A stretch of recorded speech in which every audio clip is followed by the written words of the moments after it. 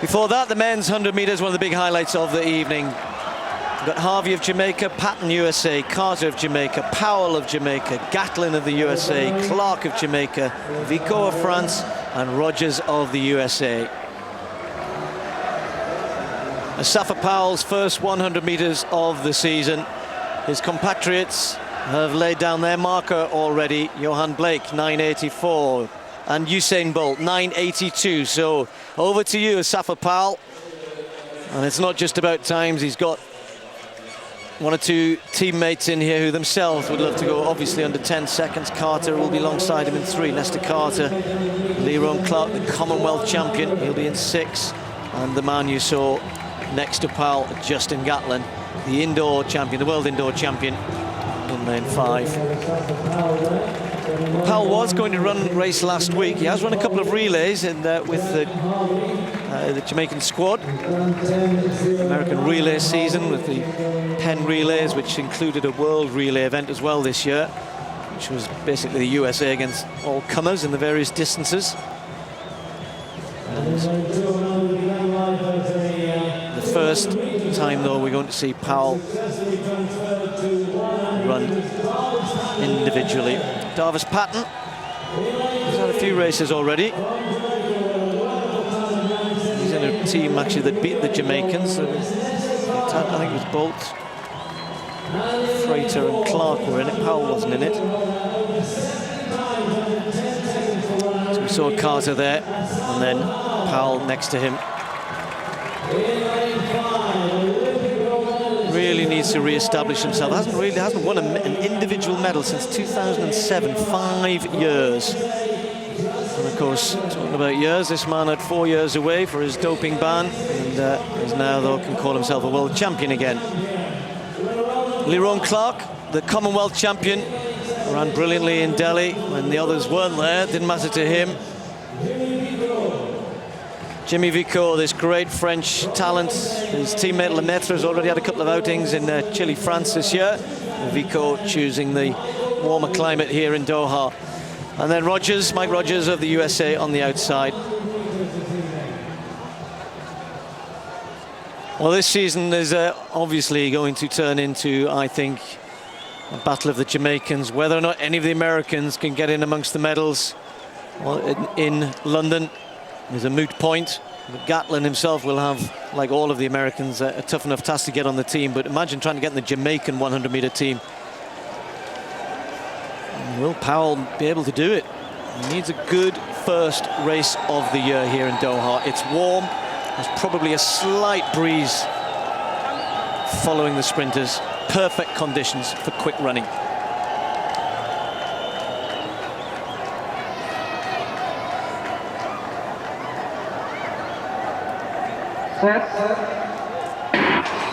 Powell gets a pretty good start, much better than Gatlin. Powell already in the lead. Carter going well alongside him, and here comes Justin Gatlin, though, running down Powell. Will he hang on to it? Powell's trying to hold on. It's close on the line, but Gatlin gets it.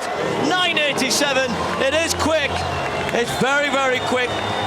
Plus 0.4 the win reading, and I think Gatlin just got it on the line there. He thinks so too. And Powell had that race in his pocket. It was a great start from Powell. Probably had a good half meter, maybe even more on Gatlin after 30 or 40. But how many times have we seen this man get run down when there is pressure on in the last 30 or 40? He's got to do something about that. He'd be happy with his time, but not with the fact that this man has won. Justin Gatlin. Well, you can talk about second chances in our sport. This man's probably had 2 or 3 chances. And many people might not be too happy to see him back. Running like this, with Gatlin, 9.87, the winning time. Powell will get 9.88 in second place. But Tim, he's got to finish these races off better. Well, he has, and he got a great start too. Powell there, 4th from right, so I thought came out of the blocks like a bullet. Gatlin really battled hard there. Look at the range of movement of Gatlin, pumping so hard with the arms. He's dwarfed by Powell, by the way. But he runs tall, does Gatlin. He doesn't look anything like that tall when you see him standing alongside Powell. Powell, they're dipping too early, losing his form badly, and frankly, as soon as Gatlin got alongside him, he didn't exactly throw in the towel, but he just didn't battle for it, and Gatlin really chased hard, kept working through to the line. Wins by 1/100th of a second. I must admit, in the live shot, I thought it looked much bigger than 1/100th of a second, that margin. Look at that. 9.87 to 9.88, Laron Clark 9.99, equaling his personal best. Boy, there's some times coming out on the track here tonight that makes you salivate, really, with the Olympics a few weeks away. Winning time 9.87, 9.88 for Powell. Doesn't quite go as quick as the stadium record held by Powell, which is 9.81. But 4 men already this year under 9.9. The next event on the track, the women's 100 metres. There are 6 sub-11-second sprinters in this race. It really is a packed field. Look at that. Veronica Campbell-Brown, the world champion at 200 metres, twice Olympic champion at 200 metres, and a former world champion at 100, goes in lane 4. But the Olympic champion, Shelly-Ann Fraser, in this event, goes in lane 3. There is Blessing Okobare, Olympic long jump bronze medalist back in 2008, the Nigerian, just sharpening up here. Allyson Felix, well, 3 times world champion at 200 metres, hasn't yet taken an Olympic gold individually. Shelly-Ann Fraser, the Olympic champion in 2008, goes in lane 3. The Jamaican has best of 10.73, making her 5th fastest in history. And Veronica Campbell-Brown, well, she is a living legend. World champion back in 2007 at this distance, best of 10.76. Karen Stewart, 2nd in the Olympic Games, 100 metres back in 2008. 21 times sub-11 seconds. LaShontia Moore, world youth champion back in 1999 at 200 metres. But has only just dipped under 11 seconds, and that was some years ago. And Sharon Simpson goes in lane 7, 2nd equal in the Olympic 100 metres, sharing that silver with Karen Stewart. And Michele Barber in lane 8. World champion in the sprint relay back in 2007. Barber now 31 years old. Well, Allyson Felix, this is a real step down in distance for her, because she's very much a 200, 400 metre runner these days, Felix. I don't see her running 100 too often, even though she has run 10.93, although that was 4 years ago. So Shelly-Ann Fraser, has she refound her best form, the Jamaican? She's still only 25 in lane 3. Lining up again, Okobare in 1, Felix is in 2, Fraser in 3, Campbell-Brown in 4, Stewart 5, Moore 6, Simpson 7, Barber in lane 8.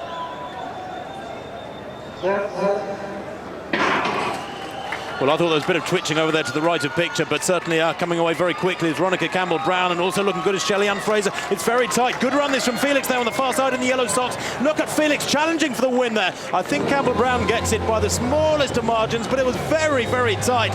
And what a run that was from Allyson Felix. My word, when you think we're more familiar, Steve, with seeing her over about 400 metres in the last 2 or 3 years, she's still learning that event, I rather fancy. That was some run at 100. In fact, they've given it to Felix by the looks of things. 10.91 unofficially the winning time. That is a turn up for the books, and it augurs well for the rest of the season for this young lady. 10.92, in fact, it's confirmed. A new meeting record for Allyson Felix. Can you believe it? Her lane draw reflects, frankly, the way she was perceived before the race. She was in lane 2. The Olympic champion Fraser was in 3. Campbell-Brown was in 4. Karen Stewart, a silver medalist in the Olympics. Sharon Simpson, silver medalist in the Olympics, were all over to her right, but she takes a very, very impressive victory there. She's only had 1 race over 100, Tim, and it was in Japan last week, and the weather was atrocious there, and she ran 11.22, so that maybe was a bit of an indication of what was to come. Great start from Shelly-Ann Fraser, as you'd expect. Campbell-Brown gets out well, but once Felix is into her running, she's obviously, we've always said this before, she's a lovely looking runner, and we tend not to think about her in the 100 metres, but she's got the strength to last this out. Look at this, Campbell-Brown leaning from about 15 metres out almost, and just look at Felix, eyes on the line, keeps the form going. And a lot of talk this year that she's not going to run the 400 at the Olympics. Would she double up? Would she double up in the 100 and the 200? And if you start running under 10.9, then why not? I mean, 10.91 here, and that actually has been rounded up at 10.92. So that's going to be a meeting record for Felix. Goodness me, I bet she can't wait to run a quick 200 meters somewhere. I think she ran a relay leg of about 50.1 in the one of the relay events back in the States. But as I said, after that, just that 100 last week in the rain, but much better tonight. I'm not surprised she's smiling. Allyson Felix there, the surprise of the night so far. 10.92, a win in the 100 metres over Campbell-Brown and the Olympic champion at 100, Shelly-Ann Fraser-Pryce.